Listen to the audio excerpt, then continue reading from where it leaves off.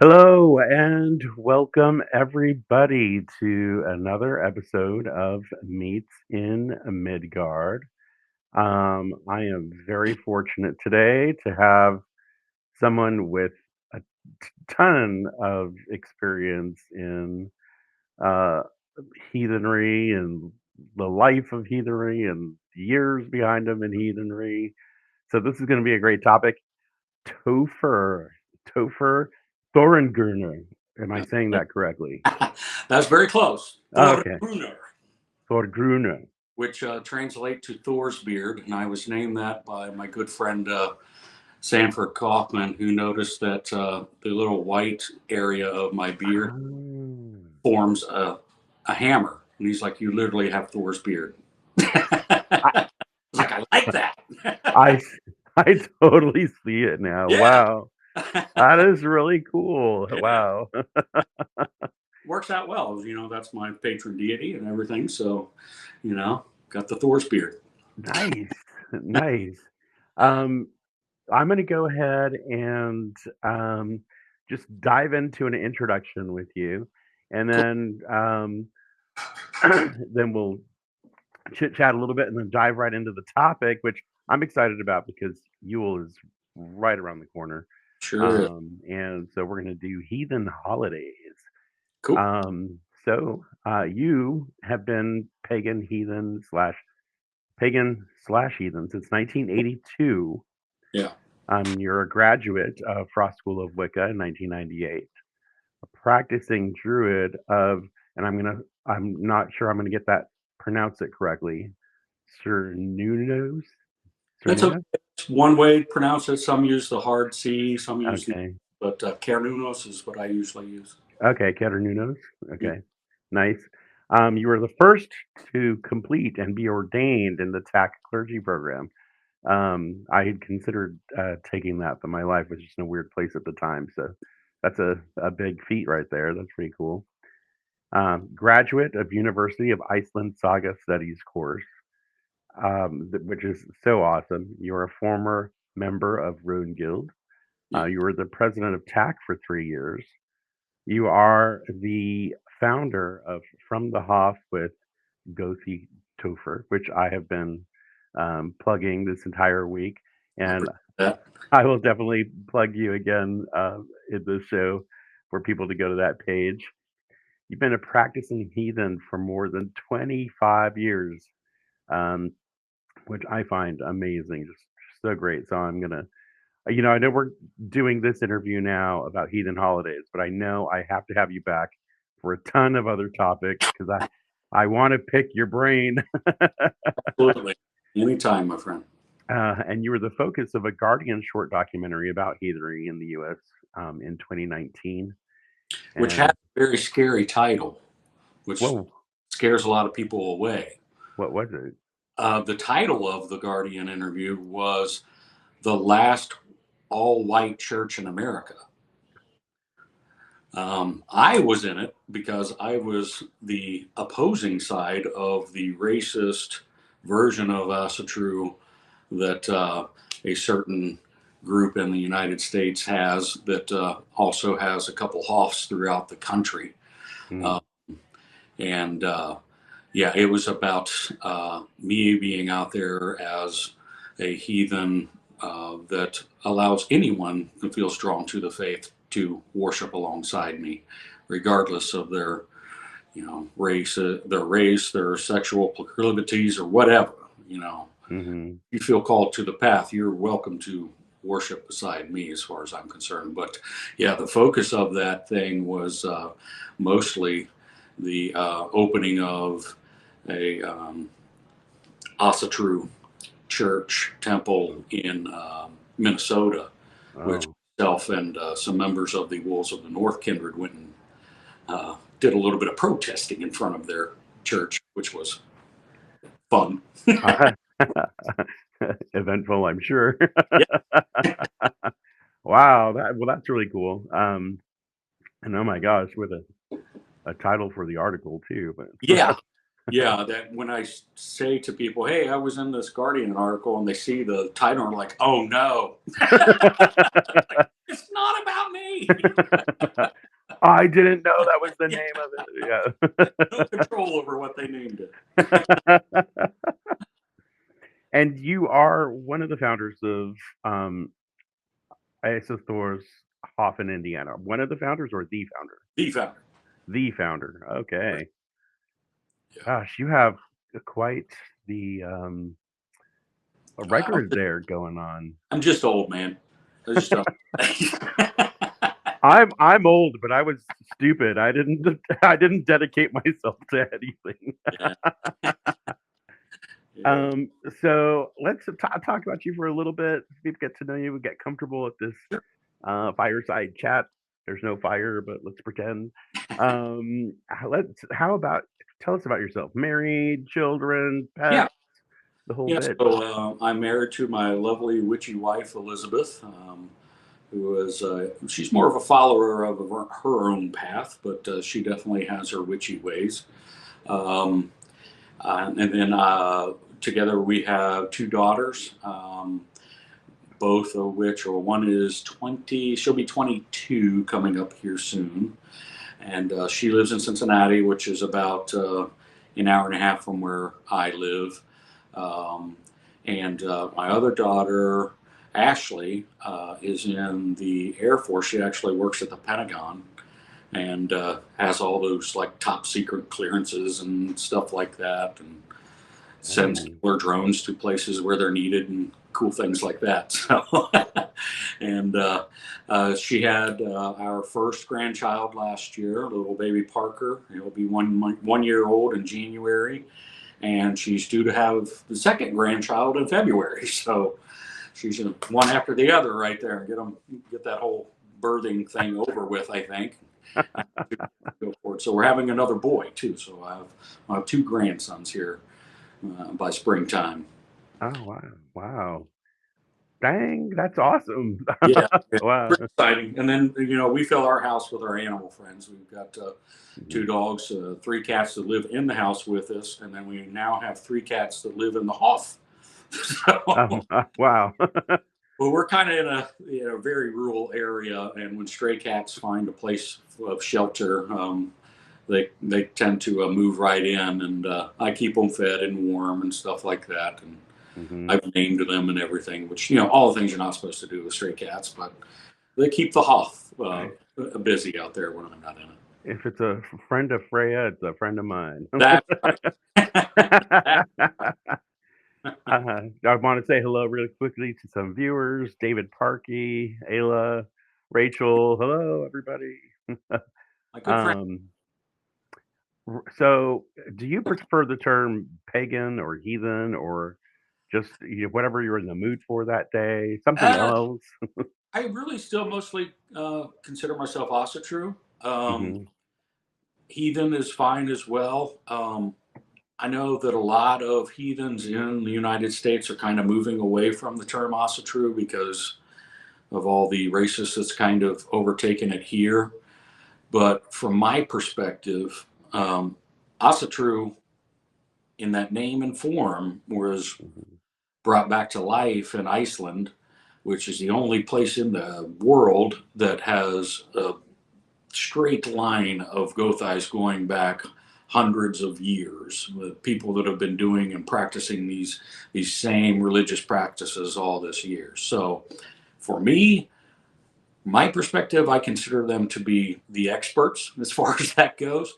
So I kind of stick with them. And I had the I know one thing that you and I have in common is we've both been able to travel to Iceland. And during our travels, part of what I did while I was there was met with the Asatrufeller geese. I think is how it's pronounced. That one's Icelandic is super tough, Yeah. but I got the opportunity to speak with some of the elders of their community and discuss things with them. And one of the greatest things that I got from the conversation there is I brought up the whole racism thing because, of how much of an issue it is here in the States. And they laid it out. The gentleman I was talking to laid it out better than I could have ever. And he said, why would I tell someone of another race that they can't worship gods with me that are of many races? Mm, There's the Acer, there's the Vanir, there's the Vader, there's the rrgro, there's all of these different races of beings that we worship or, do rituals to. mhm. Why would we say someone of a different race of ours could not? I mean, it makes no sense. So when I was told that, I was like, thank you. Yeah. That's well put, actually. I Yeah, mean, yeah, yeah, it doesn't get any more simple than that.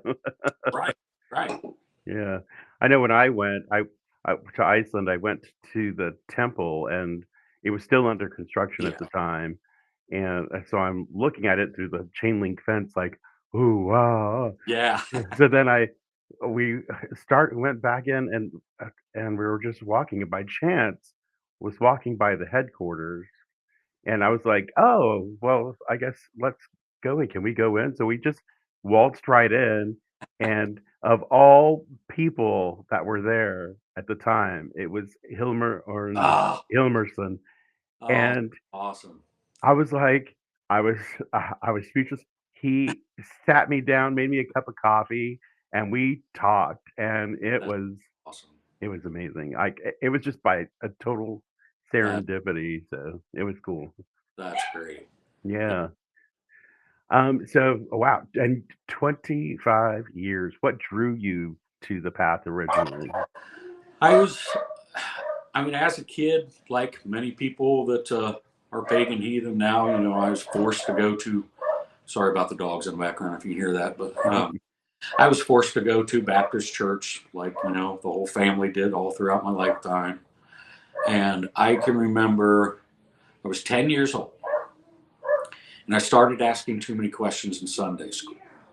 Because at 10 years old, there was so much that they were trying to teach us that just didn't make sense to me.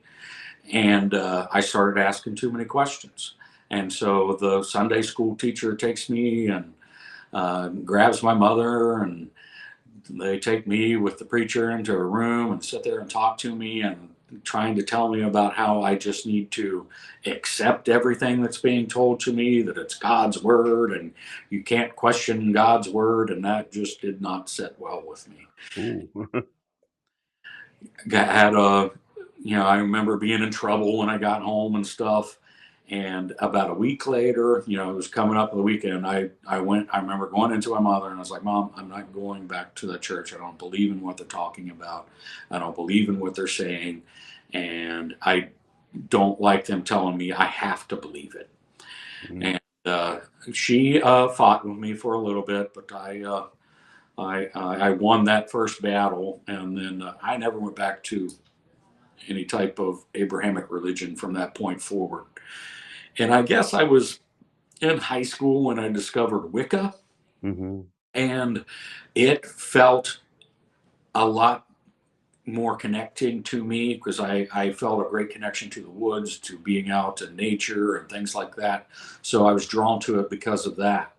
But all along, I had been, um, I studied all of the Norse mythology as much as I could. And back then, I mean, in the 80s, it was hard to find any type of information.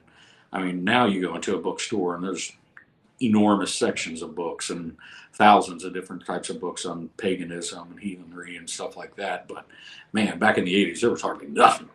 So, of course, there wasn't the internet, so didn't have that. So it was hard to find information back there, especially being in the Midwest where, you were ostracized for not being Christian. But I managed to find a few things, and I started following a path. I discovered the Frost School of Wicca, purchased a lot of her books, went through that whole course, became a druid. But the whole time, I'm like, why isn't there some type of this for the Norse gods and things like that? I had no idea that there was a thing called Asatru in 1998. Mhm. But it was about 10, 15 years later that I started finding, oh my gosh, it is a live religion and it's making a big comeback. And it was just, as soon as I started getting into it, it was like, yeah, this is where I'm supposed to be. Mm. This is what makes sense to me. So it was a long path, but you know, it was definitely what I've been looking for all the time, I guess you could say. Yeah. Huh. Wicca seems to be a gateway, you Yeah, know? it's the gateway drug of religions. Yeah. Yeah. Like if you come straight from Christianity, there's this huge amount of deprogramming that just has to happen because you automatically you associate Odin as God and Loki the devil. Like you have these Right. replacements, and you really have to like deprogram Yeah, yourself. absolutely. But yeah, so yeah, Wicca for sure. So I know is definitely a slide right into Norse heathenry for a lot of people as well. Yeah, absolutely. So you've had experience with celebrating holidays. Sure have. You're the guy to go to for this. Oh, well, for I'm sure for a ton of subjects. So yeah, I'm super excited about this topic, especially with Yule right around the corner. My favorite. Yeah, mine too. I love it. Let's get into it. So, how many standard heathen holidays are there? Because I know it can Oh, fluctuate. oh, so you're just going to start out with a hard topic like I'm gonna right right out the gate. Get me right out the gate. yeah, fine. Well, let's go to the only thing that is there's historical records of are 8 holidays. Mhm. Um, and like most pagan heathen belief systems, the holidays are mostly marked around. There's the 4 standards around the equinox and the solstices, and then harvest rituals, and then like a celebration of. There's always like a celebration of life, a celebration of death, um, those types of things. But um, modern heathenry mostly eight holidays: Yule Yule, then Disting, or I like doing Thor's float in January. Mhm. Ostara in March, which is very similar to Easter. Um, like May Eve, or some celebrate Walpurgisnacht. I prefer not to, because if you dig deep into Walpurgisnacht, it's kind of celebrating the burning of a witch, and I don't care too much for that. Mm, yeah. Then there's the Midsummer Bloat in June, Phrase Bloat in August, the House Bloat, which is kind of the Norse pagan heathen version of a Thanksgiving feast, for lack of a better term. And then there's Winter Nights, or Veternatter, where we're giving honor to the land Veter, the whites of the land. But I think, and there's a lot more archaeology being discovered around these things every day. But um, one of the things that the popular North American heathen calendar, the problem that I see with it, not that I don't follow it, just simply because it makes sense for our area, for the springtime and the summertime and the fall and all of that. It makes sense. Mm, But if you look back at just the climate and all of the Norse countries and things like that, I mean, they had 3 months of darkness and 3 months of light and lots of cold. And to have harvest floats for a people that didn't really do a lot of farming doesn't make a lot right. of sense either. Mhm. So I think the general belief is the true rituals are more tied to full moons on 8 specific times in the year, Mm, around the equinoxes and the solstices. And then there's 4 points in between them that there's also rites, and they're typically more to do with honoring family, honoring the ancestors, honoring the gods, and things like that. I think the traditional ones, yeah, was definitely, it makes no sense that they were around a harvest. I mean, to Right. me, the more popular heathen calendar is really more based on a Wiccan calendar. Yeah.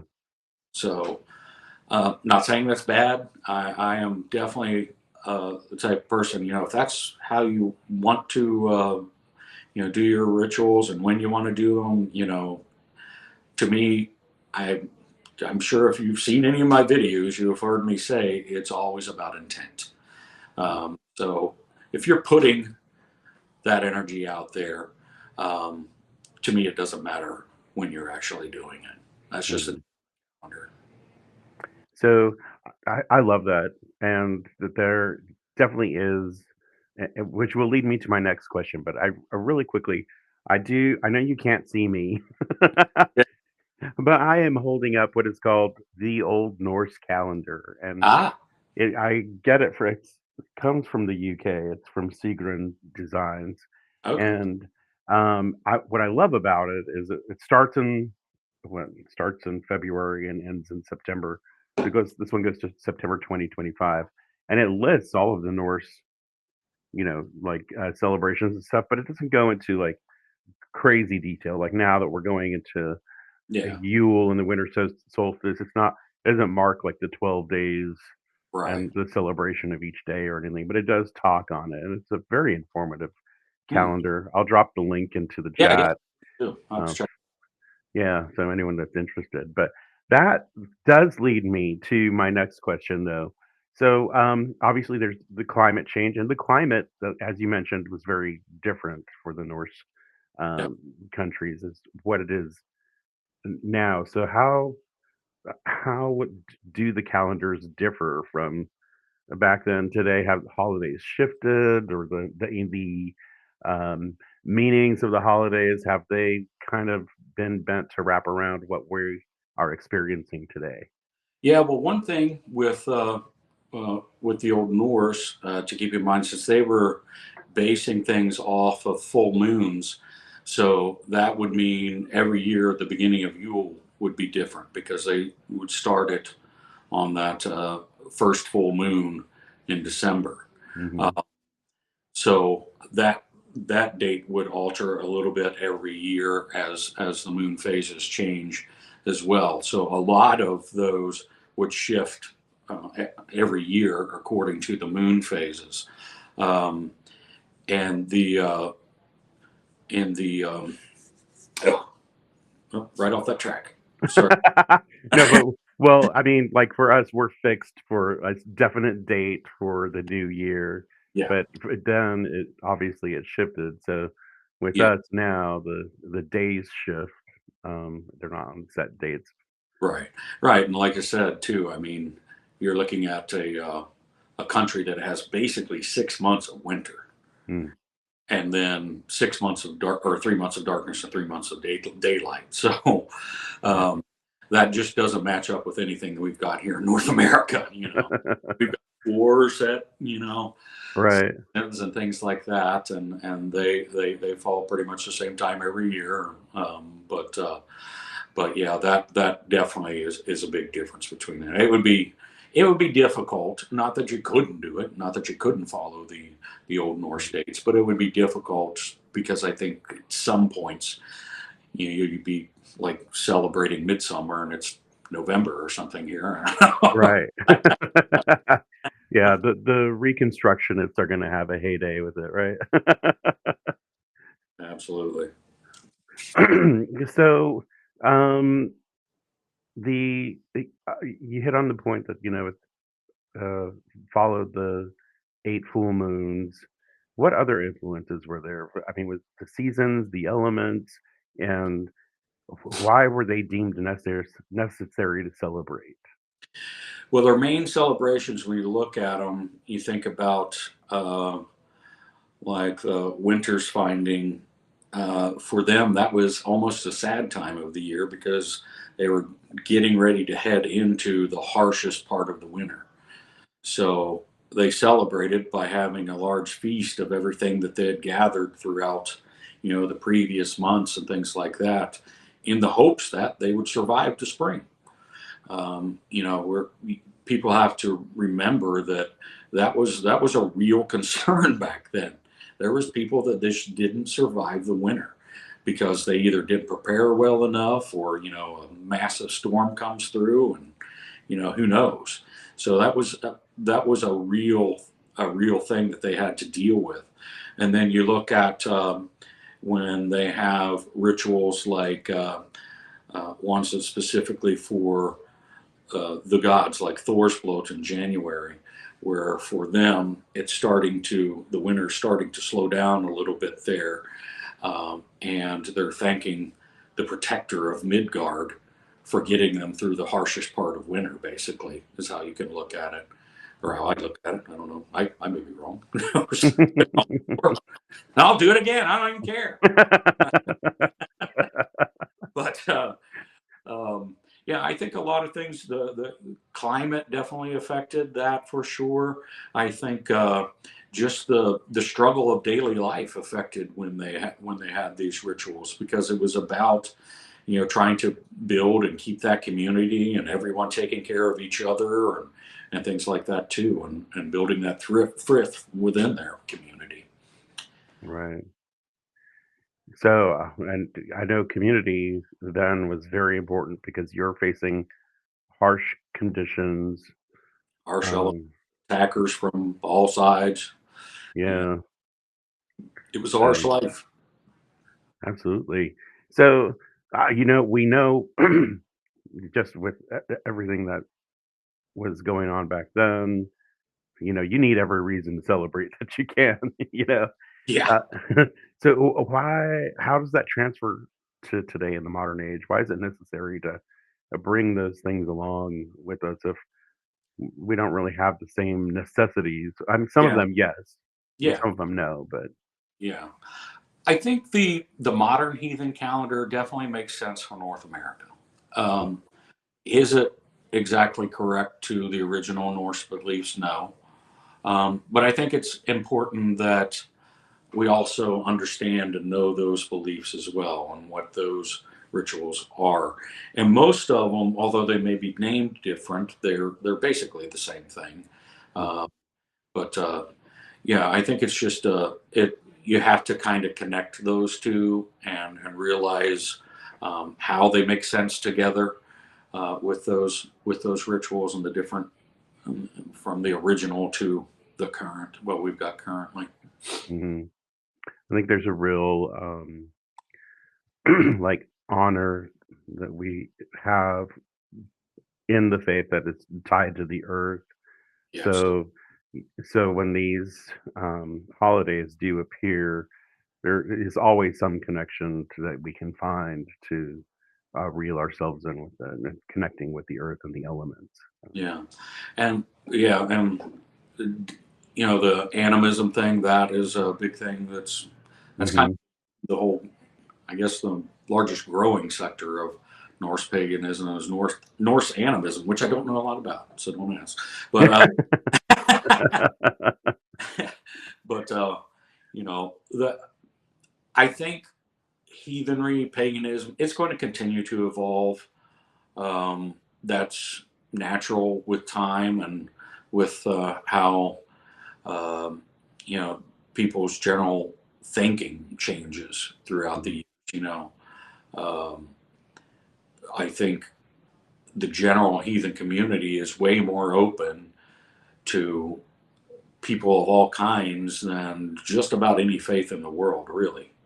Uh, Hmm. and I don't think we get enough credit for that. That's a lot of the reason why I do a lot of the things that I do. I'm not the person that's out there trying to say that the swastika is okay, because I think we can definitely forget about that symbol, even though it dates back thousands of years prior to the Nazis. But Right, I want to be out there to say that not every person that follows Thor is a Nazi, and right.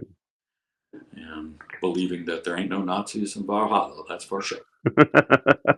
So, and that's part of the our charge as well. Like Odin says, go out, learn, soak in that knowledge, travel, learn about other cultures, learn as much as you can. And when you do that, your mind changes, your thoughts change. And that's why I believe that, Asatru is an ever evolving faith, because the more you learn, Yeah. the more you apply. And it's one of the things I had spoken about with Hilmer Hillerson was that it's a very scientific faith, in the sense that, it, the sagas explain a lot. And Yeah. then the more you learn, the more you're accountable for upholding those ideas. So I Yeah. think it's just ever changing, as it should be. It's not stagnant, Yeah. stuck in the past. It should be evolving. Absolutely. So when it comes to celebrating, there Hmm. are bloats, there are symbols, there are rituals. What is the difference between the bloat symbol, and is there a difference in the ritual aspect of it? I don't typically. I differentiate bloat and rite between a ritual. To me, could be just almost anything. Like, say, I decide that I want to thank the Landvater in my yard for protecting my yard. Mhm.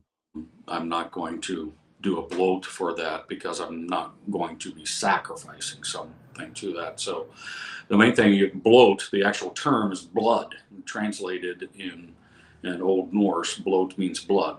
And that's because there was some type of blood sacrifice. Um, I don't suggest that most heathens, pagans go out there and start, sacrificing animals, and probably not humans. Uh, but there's ways around that. There's creative ways around that I've used. I consider water, natural water, to be the blood of the earth. Mm. So I use natural water a lot of time as my bloat. I also get those little pinprick things like that you do for. Oh Um, yeah.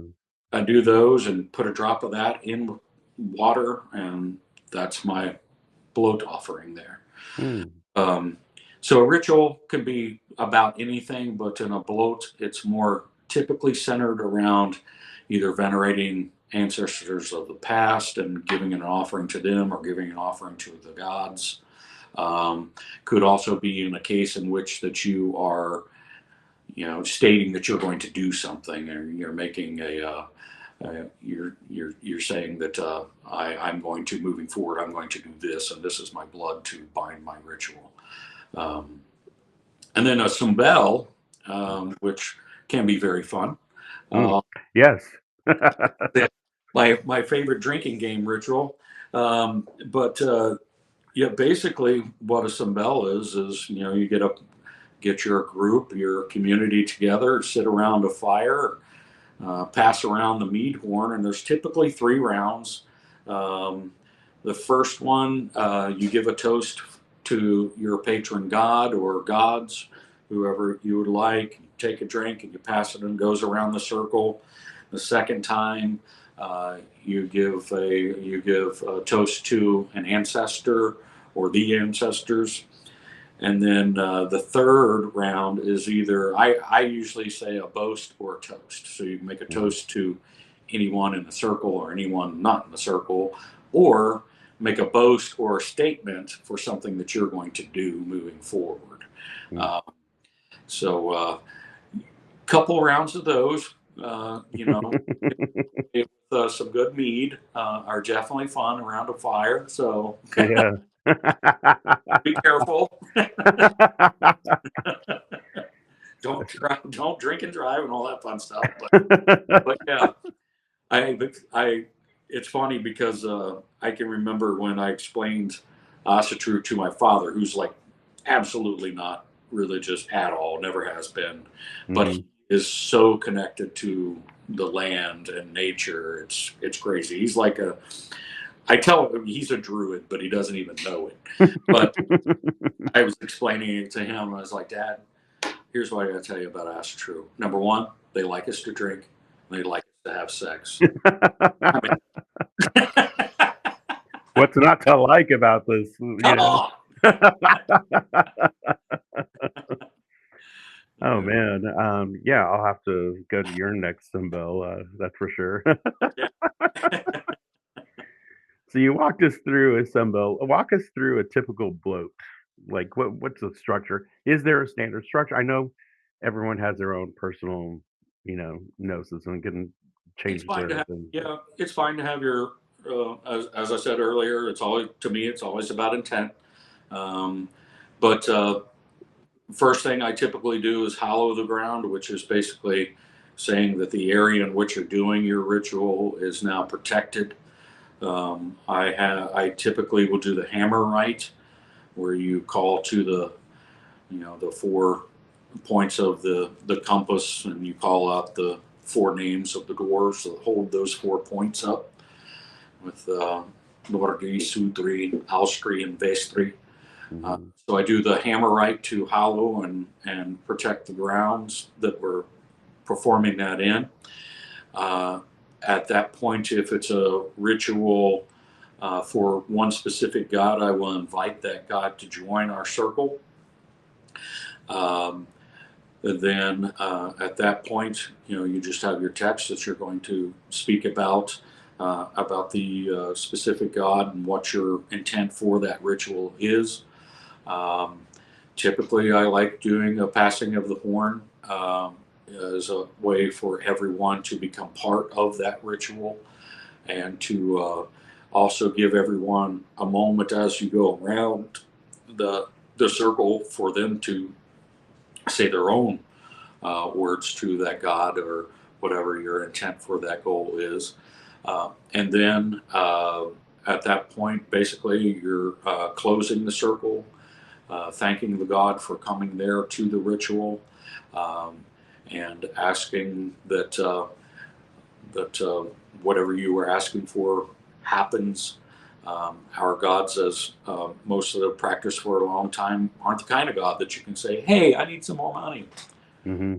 They're going to tell you to get up off your ass and get some. Uh, Right. but uh, but yeah, basically, I the important things to me personally is that you're doing an opening where you're hollowing the ground, protecting yourself basically, and the people there in that group, and making sure you're closing that ritual as well. I am a firm believer that if you don't open and close a ritual white correctly, you can cause bad things to happen. I've seen it happen. So, Say uh, these bad things. yeah, bad. So, But- but yeah, that's a basic structure of it. It doesn't have to be a big thing. You don't have to have 17 different statues and all this stuff. To me, it's always about intent. You always want to make some type of offering to the god, um, and it's what you have. You should feel like you have to go out and buy a bunch of stuff. It's what you have, and you're giving something of yours to that god as an offering. So, Mhm.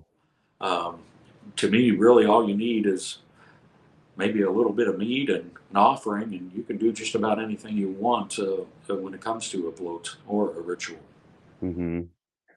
I know. I love your idea of water as the blood of the earth. I never thought about that, Yeah, and I might adopt that myself. excellent. Um, and even putting my own blood in there. But usually, like I know for me, for an offering, I will create something that I have put that time and energy in, and I'll Sure. burn it. Yeah, You know.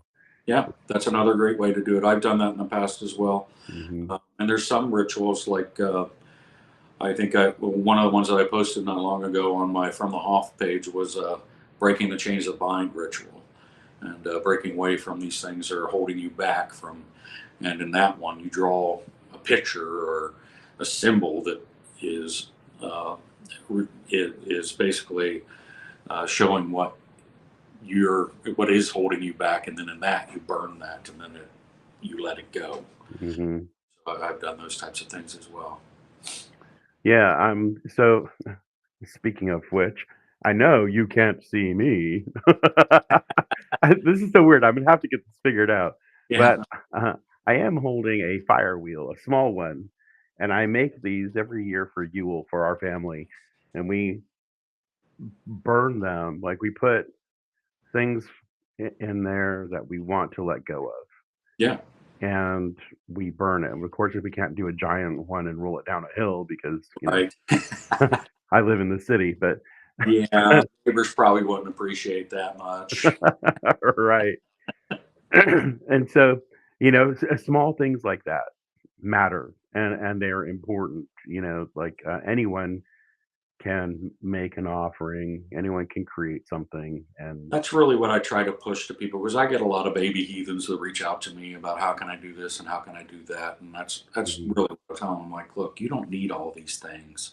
All you need is the intent for what you're trying to do. You right, I have the you know the luck of having 40 plus years and being able to gather all these cool things, so I can set up a pretty amazing looking altar and stuff like that. But you don't need that. You can right. just walk out into the woods by yourself and have a ritual. hmm Oh, so let's talk about that. There are a lot of solo practitioners nowadays, and I think it's kind of born out of necessity for some. And so, how would a solo practitioner choose to do a bloat or a sunbow? Well, coming from my personal experience, because I was a solo practitioner for as a Norse heathen for close to 10 years before I ventured out. Um, and some of my worst fears were realized when I did venture out, but that's neither here nor there. We learn and move on. But no, I think uh, really, basically, like I said, when you're trying to make this connection to the gods on your own and you don't have support, uh, first of all, there's always somebody out there that you can reach out and talk to. Um, but when you don't have that where you can gather with a group and feel that energy and the power of a large group, um, it's okay to be on your own, and it's okay to make that communication with the gods and do these small rituals. I lived in a small apartment in Cincinnati, had this little patio sitting out back off the apartment, and I'd sit out there with my tray table and a candle and a bowl of water, and you know, do a bloat or a ritual to Thor or whatever. And the one thing that I think that gives solo practitioners a little bit of an advantage on some occasions is that I think a lot of times sometimes if you reach out to people in the community, um, first of all, they're probably going to be a little standoffish Mhm, early on. There's a lot of people, gatekeeper type people out there. You can't read this book. That's dumb. That type of stuff. mhm, So if you're learning on your own and researching on your own, I think it gives you the ability to kind of create your own path and not rely on somebody else uh, to decide what you should and shouldn't be doing. mhm. Uh, and it's unfortunately there's a lot of heathens and pagans out there that I mean, where we're living at, there's like nobody that's heathen or pagan around us. Mhm. Uh, and, a lot of people, it's like that. But, like I said, I think especially from a learning standpoint, I think it can be advantageous if you have the discipline to do the learning on your own. Mhm. But if you can't, try to find people like myself or other Mhm. people in the community to try to learn from and things like that. But you know, I think what can be done as a solo practitioner is no less powerful or no less meaningful than if you're in a large group doing that. I absolutely agree. Well said. I couldn't have said it better. It's like you say, and you keep coming back to it. It's the intent. That's so important. Absolutely. hmm and the times have changed. I mean, so much so that you know, online communities are now very strong backbones for a lot of people. Absolutely. And of course, back then, that was not an option at That's all. not an option. Not to say a little bit, but the first time I ventured out as a heathen, I found a local kindred that had been around for about 10 years in Cincinnati. And I, it was happenstance that I found them. I think I was book hunting or something and started a conversation with someone. And they were like, well, hey, I'm part of this kindred, and I had some phone conversations with them, and I was really, really leery of the whole situation because nobody, I didn't know any of them. All I knew was there was 12 people in it, and they met once a month. Yeah. So I went to the first meeting, and it was in the basement of somebody's house. Oh wow. Kids running around and animals running around, and I never went back. I was like, what is going on? This is not what I was thinking it was going to be. Uh, and it was not long after that that I found the Asatru community. Mm. And then that was my next big foray into the being an open heathen and stuff. But now I am unapologetically heathen. So, Nice. Yeah. It's a journey for a lot of people to get there, you know. It's it's I know some people have talked about it as like even like coming out because yeah. you know, we live in a very Christian based country, so it's a I I went many, many years with hiding my faith at work. And mhm. I stopped doing that about 20 years ago. Mhm. Not that I run in there, hey guys, I'm heathen. We but don't have missionaries. Only when we raid, right? but typically, when I ended up having to tell people that I'm not a Christian, is when they come up to me around Christmas time because I was the fat guy and want me to be Santa Claus, and I'd be like, first of all, stop calling me just because I got a belly. Second, I don't believe in Christianity, so I'm not being Santa Claus. And I don't like the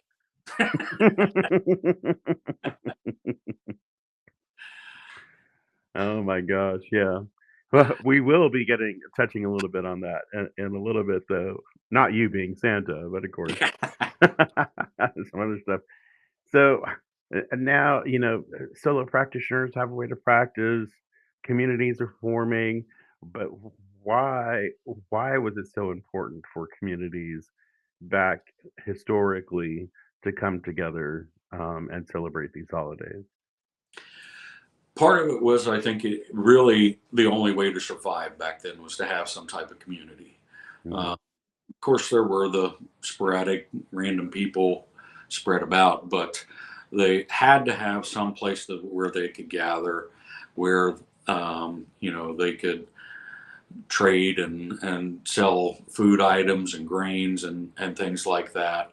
And then having these celebrations as a community just built that frith and that strengthened the community to bring them together more as a large family. And I think that's really what that all came down to is really strengthening their community so that they all can survive. mhm, yeah. So, back then it was very communities had to be very cohesive. I mean, getting banned was a death sentence, Right. you Right. Literally, because you get thrown out on your own there, you may not survive the winter. right. Yeah, unless you know how to build something real quick. Yeah, which probably was not the case for most people getting banned. Yeah.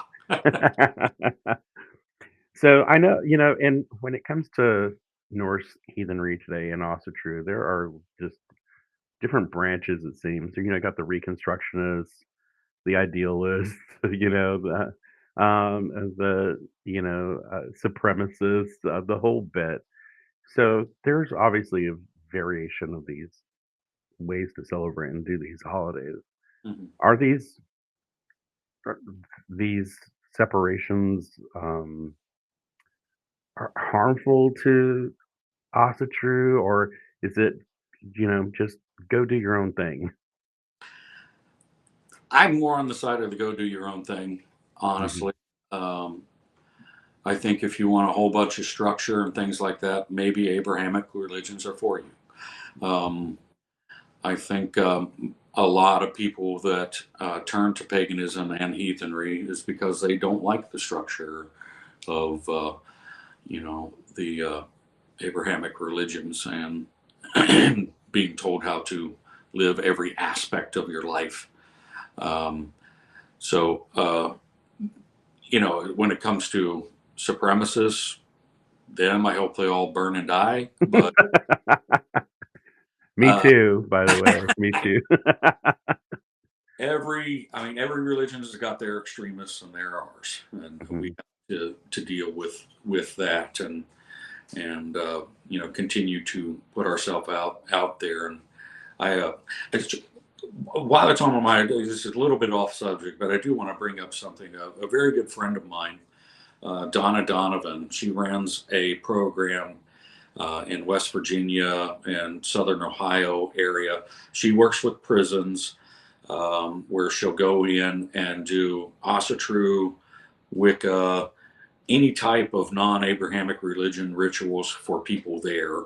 Mm. And she doesn't allow in racists or anything like that. She teaches, tolerance and acceptance and things like that. Mm. Uh, it's called the Appalachian Pagan Ministry. Um, they were going to be in a Christmas parade this year in the town that she lives in West Virginia, and had been accepted, paid all this money to build this float that they're doing. And the float would have been just adorable. It was covered in large inflatable gnomes, Mm. uh, Tomty. And literally just 3 days ago, she got a notification from the mayor that they were not allowed to be in their Christmas parade because they were not followers of the Christian faith. Oh my goodness. And I really fear we're going to see a lot more of that kind of stuff here with our religion here in the United States, unfortunately. But she's doing all the right things. She's reached out. She sent letters out to 84 different newspapers in and around the area. Good. She's gotten a lot of publicity that town and mayor definitely does not want, Hmm. and also got the ACLU involved. And we're just going to have to really stand up for ourselves when stuff like this keeps happening because it's common.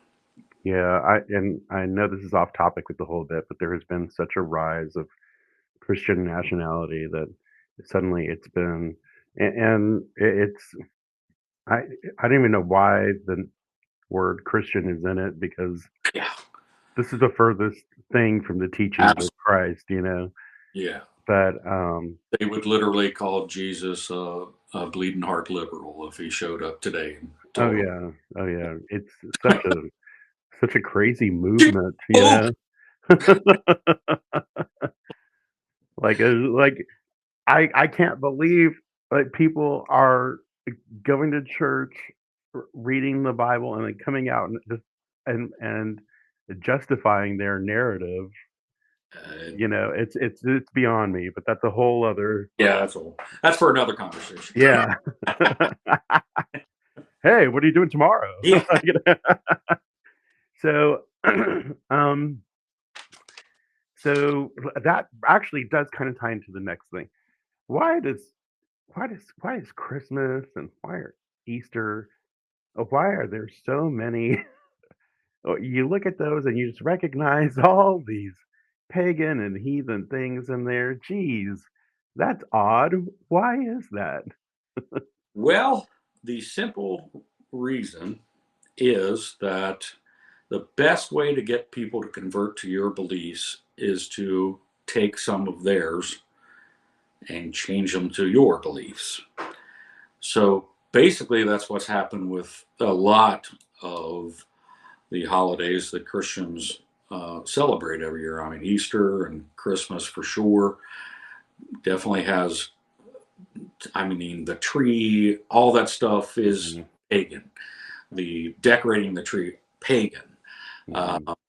but, if you're trying to convert a whole country full of people to your beliefs, the best way to do that is to say, hey, that Christmas tree, that actually represents Jesus's birthday. Or, that the hiding of eggs is from a rabbit, which I never understood, but hiding, you know, well, apparently Jesus doesn't want to see him when he comes back. I don't know. But, all of that stuff comes from pagan beliefs. And it's really all of it comes down to is just the easiest way to convert people. Mhm. It's easier to swallow a pill if it's something you're familiar with, Right. Absolutely. Yeah. Absolutely. Now, I wear my Icelandic hammer quite often. See if I can Mhm. get a little bit closer to the camera here, but I don't know Oh, that's nice. how many people have seen Oh, this. yeah. The cross it looks like there's an upside down cross in there. So this is from a find from Iceland. They think from right around the conversion time, which would have been around 900-ish time. Mhm. And so this hammer was created for those that still practice the old ways. And they had that cross in there Mhm. because if somebody said, "Oh, why are you wearing a hammer?" It's like, "Oh no, it's my cross." Oh, okay. Clever. Not that I don't mind that it's upside down when I normally wear it, but Rail. Hail Satan! So, yeah, I mean, they are blatant ripoffs, which is, something a whole other subject we could, have a whole other chat about and go to the historic details about. But there's a yeah, lot of stuff readily available for that for people that are looking. So, definitely. yeah. Um, so what is? I know you said it a little bit earlier. We're coming up on it. What's your favorite holiday? Your favorite heathen holiday? Definitely Yule. Definitely Why is Yule your favorite holiday? 12 nights, man. 12 nights. Uh, Come on. why are there 12 nights? Well, um, so the first night starts on that winter solstice, and it Mhm. goes into the new year. And each night of the 12 nights, you are to venerate a different god, and usually it's a god and goddess for every night. Mhm. Um, so it's basically just 12 nights of veneration. Um, it was traditional to give small gifts each night as well, or have treats and things like that. And of course, I'm a big fan of the Yule lads, the Icelandic Yule lads. And there's awesome traditions around that, which I really love. And I'll be once again reading the Yule lads this year on my From the Hoff page on the first night of Yule. So, I'm but excited about that, by the way. yeah, it's one of my favorites, and I'm still working on my own version of a Yule Lads book, and it's actually going to be the Yule Trolls because the original story was more grim fairy tales than the one that I read. Uh, The newer version of the story that was created back in like the 1920s, I believe, in Iceland is um, very hallmarky Disney. yeah. But the original, it wasn't Yule lads; they were trolls. Mm. Um, and if you didn't leave out the treat that they liked, they may scoop you up in a bag and take you back to their cave and let Grillo cook you for dinner. So I'm doing that version. That that's always the best version. Yeah. What's better for Christmas than to scare the shit out of kids? That's the only way to make them behave. That's right. That's right. So nice. That is awesome. Do you have like, do you prepare for your 12 nights by like deciding ahead of time which deities will go with each Yeah, night? I've got a I've got a 12 nights mapped out, and I unfortunately don't remember the name of the person that created it, but Severio Donacretia from my good friend from the Friends or the Wolves of the North, he shared it with me, and it kind of it lays out. I mean, you have your like there's Odin and Frigg night, and there's like Thor and Sif, and it's Mhm. like a lot of gods that go together, and Scotty and Ran and stuff like that throughout each of the nights. And I go by that. I've kind of adjusted because each night you do an offering. And then there's like a couple paragraphs that you read honoring each of those gods and a specific offering for them that makes sense to them. And I really love doing that. I'm going to attempt to do that again. It can be difficult to do something for 12 nights in a row. Yeah. How good your intent is, it can be difficult to pull that off. But I am going to attempt to do that again this year as well. So Hmm.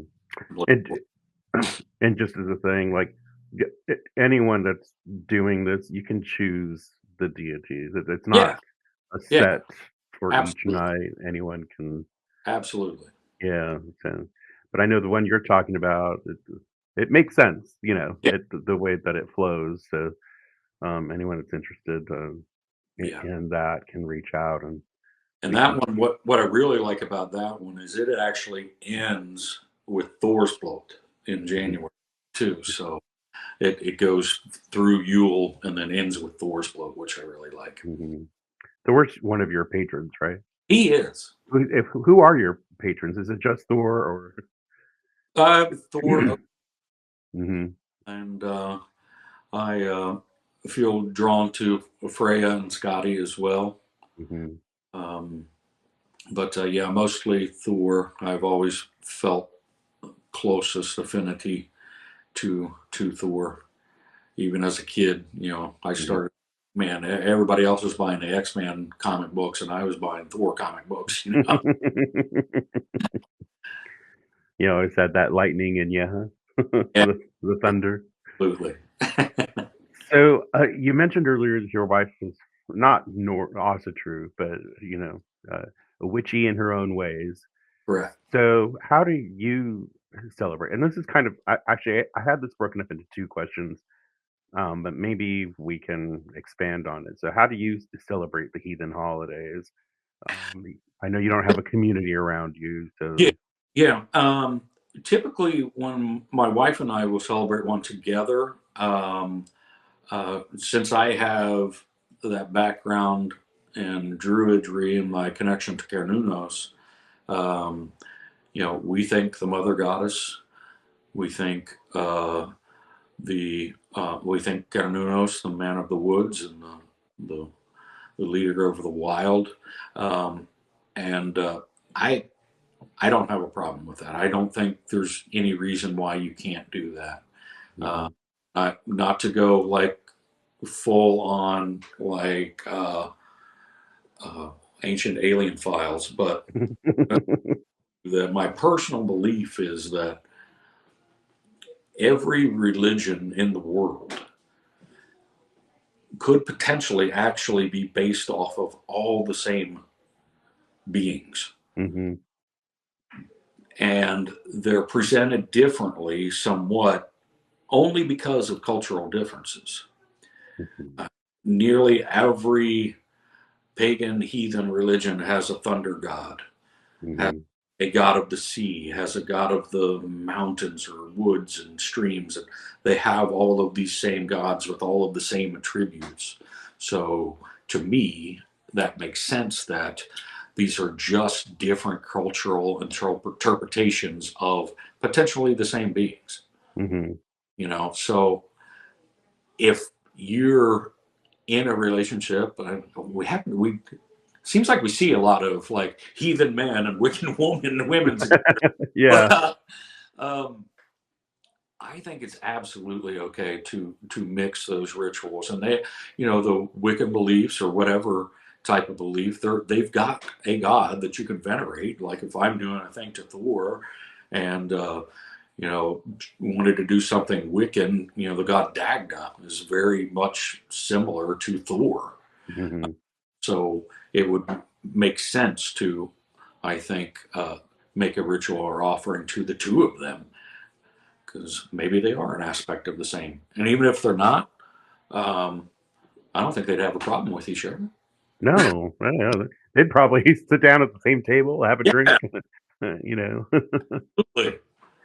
Um, so it was like it that works well because there's a lot of commonalities, shared ideals Yeah, between Norse and the Wiccan. yeah. What would your advice to be to heathens that celebrate holidays with mixed faith families, such as like the Abrahamic faith? You have people. I know that's something I've had to do, and to a degree, and I'll talk about that after. But I want your take on it first. Sure. Um, my main thing with that is just don't be a dick. Hmm. You know, Hmm. if you got family that's inviting you to a Christmas dinner, don't not show up because you don't believe in Christmas. You're there because of the family. Hmm. You're because of your community. Right. Uh, their beliefs may not be the same as yours, but if they pray right along with them to your God. Hmm. You Hmm. know, uh, I think too many people put way too much emphasis on those types of things, and I'm just like, don't be a dick about it. Don't Yeah. if they're not trying to force their beliefs on you, I'm not trying to force anything on you. Hmm. That's kind of how I look at it. And I know where it gets really hairy, and I've had to deal with this in the past with, I do weddings for people and stuff like that. So, and I do not perform Abrahamic weddings. I will only Hmm. perform heathen or pagan weddings. That's my choice. Hmm. But I had a couple that reached out to me, and he was Norse heathen, and she was Christiany, but not super Christian, but her family was like all in. Oh, And it came down to that, and in the end, unfortunately, their family decided not to show up for her wedding because they wasn't having a Christian wedding. wow. And stuff like that just to me is just so sad and frustrating. I'm Hmm. For one thing, anyone that's seen a heathen wedding or been part of one, it is all about love and gratitude and Right. your family and your ancestors and all of that stuff. And really, people coming together as a larger family. Right. And to just say, I'm not going because I don't believe in that, to me is very, very close minded. Hmm. Wow. Yeah. You hit on a lot of things that I totally relate to in that. So I live in California, and I'm married here, and I have my in-laws, but my side of the family, I don't have any around. So when we celebrate the holidays, I'm going to my in-laws all the time, and they are Christian, and I've had to, like, your whole concept, don't be a dick. That's just what I keep in my head, like they're going to say, the whole thing, Christ is the reason for the season. And as they have a Christmas tree up and a Yule log, you know, and I'm just Yeah. thinking, like, I'm thinking, all I can do is my whole thought process is I'm going to educate my son, you know, um, and so my son does not identify as Christian. He does identify as heathen. He's only 10, but and I'm telling him, you do your research, learn about everything, and you decide. But I think it's because he's 10. He wants to be like his dad, kind of a deal. So he's Yeah. kind of doing that, but he has a real respect for all faiths, and people that practice it. His thing is like, "Don't say anything mean about Christians, Dad." And I'm like, "I'm not saying So anything mean yeah, about." walk around the house and going, "That's pagan. That's pagan." Yeah. So, when we get together, we and the family prays. Like you said, I am praying to mostly it's Bragi. He's my patron god that I pray to. My son is praying to Freya, and they're all praying to their god, you Right. know, and it's just like, you can still. It's about the time you spend with your family and the people you're close to and you love. Yeah. So don't. I agree with you. Don't be a dick. Don't make a scene about these things. Go spend time with your family. Then go to your own home and Yeah. celebrate, the way you want to. Yeah. Absolutely. Yeah, we do that. We have um, our Yule feast and stuff. We do all that separate from the in-laws here at Yeah. my house. My husband doesn't believe in Norse pagan or anything. Like science is his religion, um, which is good because a lot of our ideals overlap, nonetheless. Yeah. Right. But he loves celebrating these things with us, the full moons, the equinox, the whole bit. He'll go outside, and if there's a chance of rain out here, he's like, "Will you summon Thor for me? I want some lightning." Yeah. That's Yeah, great. so yeah, Yeah, so and I did a lot of the same with our children too. I mean, I didn't force anything on our daughters. They understand what I do, and my one daughter, both of them went to Christian churches and stuff, and my daughter did a lot of things with like after school at the church and stuff, which is fine. But neither one of them really recognized themselves as anything specific. But my whole thing always with them is just, I just want you to be a good person. hmm I don't care what you believe in and, stuff like that. I care about how you treat people and whether you're a good person. And they're good. hmm So I feel like I did my job. righto, righto. So, I don't know if you can see it, but if you can't see me, I don't know. But I have this little ticker running at the bottom that has Oh, your Facebook from the Hoff website cool. listed there, so people can go there. That's one way to find you. If Yes, people want to reach out to you, is that the best place for them to go? absolutely. You can find me there on the From the Hoff. I also have that active on YouTube as well. Just search for From the Hoff. Um, and my plan is, if everything goes as planned, tomorrow I'm actually going to do my second reading from the Eddas and going to potentially read the Locusena, which is one of my favorite Edda stories. So Mm, hopefully be doing that live tomorrow night at some point. I can't wait for that one. Is that the Jackson Crawford version? Yes, yes, Ah, yeah, yeah. great, My great. And I also, if you've got questions or anybody out there's got questions about anything heathen pagan, you can email me at gothai.topher@gmail.com. Yay! Really quickly, resources. They can go to you. Are there any books you recommend or anything? Depends on what you're looking for. Mhm, I mean, I would definitely recommend this to start mhm, with, which is the Poetic Edda from Jackson Crawford. I believe his version is outstanding, very well researched, and uh, definitely one of the best versions out there. Um, the Troth publishes, I think, some of the greatest books out there as well. They're volume 1 through 3 of heathenry. I mean, that's like, to me, that's like the encyclopedia sitting on the shelf. mhm. Just about everything you'd ever want to reference is within those three. Um, and if you're looking into things, you want to learn more things about the runes, I would definitely suggest the Icelandic Magic Company, which has Mm. two books. The one book on the Galdra runes and the one book on the rings themselves. Um, if you're going to do research, make sure that you're researching from people that know what the hell they're talking about, Yeah. and people from Iceland know what the hell they're talking about. Absolutely. I got this book. It's filled with great information. I don't want to say the name of it or anything because I ordered it and I got it and I'm reading it. I'm like, oh my gosh, it's all about the you know bloats and sunbelts and everything. And there's like really cool incantations and the whole bit.